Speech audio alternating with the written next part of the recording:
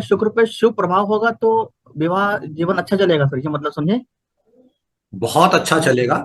लेकिन प्रॉब्लम क्या है कि शुक्र की दोस्ती बहुत कम ग्रहों से है। समझ रहे हो?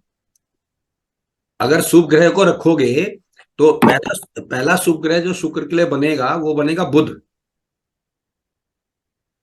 ठीक। जो कि नैसर्गिक रूप से तीसरे और छठे घर का मालिक है। क्लियर? दूसरा शुभ ग्रह रखेंगे बुध। ओ बृहस्पति। बृहस्पति जी देवताओं का गुरु है, ये दैत्यों का गुरु है, तो खराब हो गया। तीसरा शुभ ग्रह जो बनता है वो बनता है चंद्रमा, और चंद्रमा से इसका 36 कहां खड़ा है, क्योंकि सास बहू की प्रॉब्लम है ना। तो अब बताओ कौन सा शुभ ग्रह बचा? कोई है ही नहीं इसके लिए। बड़ी बड़ी समस्या है कि फिर किसको कहा जाए अच्छा।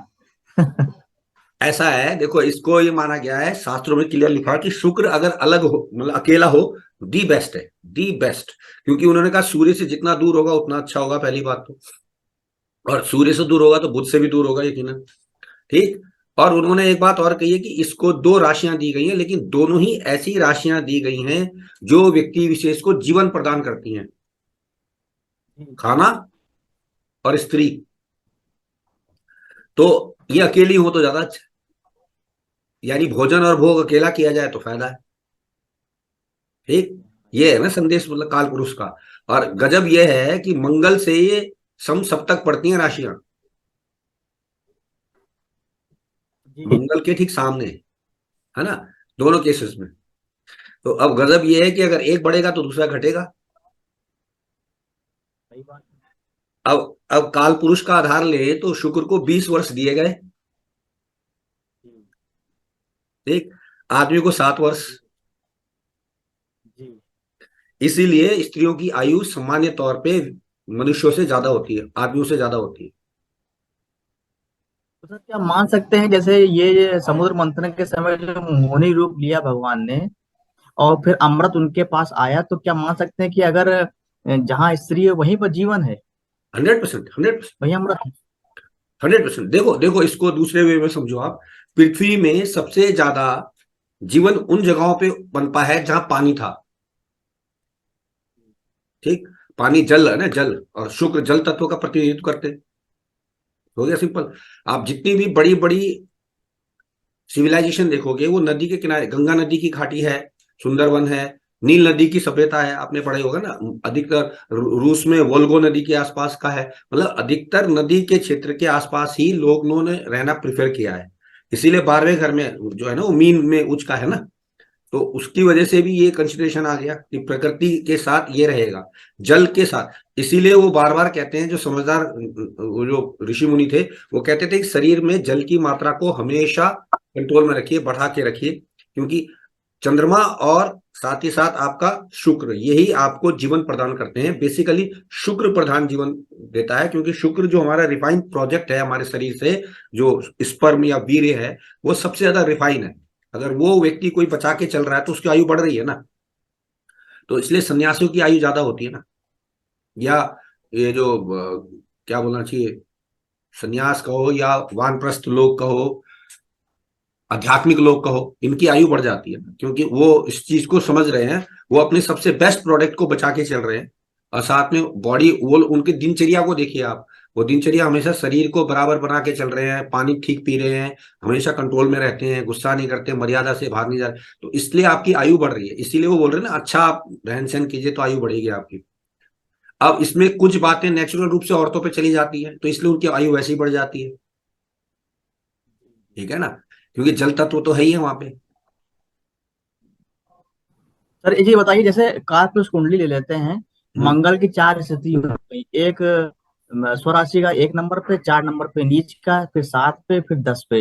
हम्म। ये पूरे साल में हर व्यक्ति का घूमता है, मिलता है वो।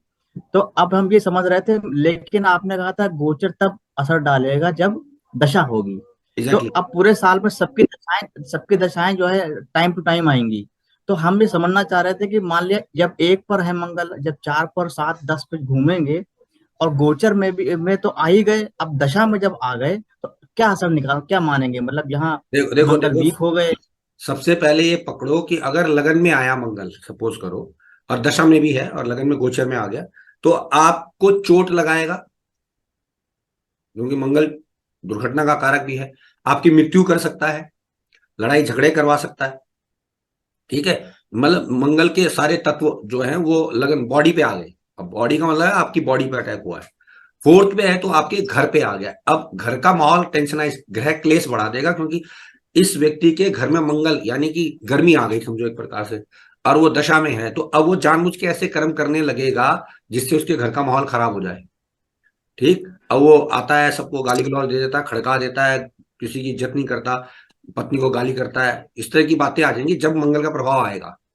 सातवें घर में आ गया तो ये वैवाहिक जीवन के लिए खराब है, कि पत्नी के लिए ये खराब आ गया। अब पत्नी की सेहत खराब करेगा, आपको देखेगा, आपका मूड ऑफ करेगा, चिड़चिड़ापन कराएगा वगैरह वगैरह। आपस में तू तू मैं वाद विवाद करवा देगा, पत्नी से मार पिटाई भी हो सकती है।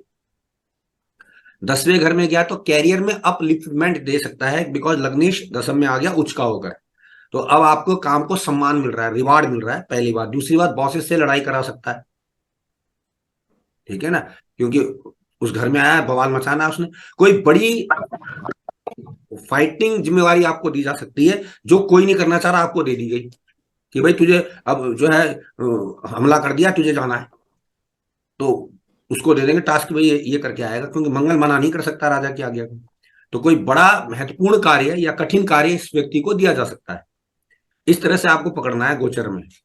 इसीलिए वो बोलते हैं कि पाप ग्रहों का 6 8 12 में जाना अच्छा है,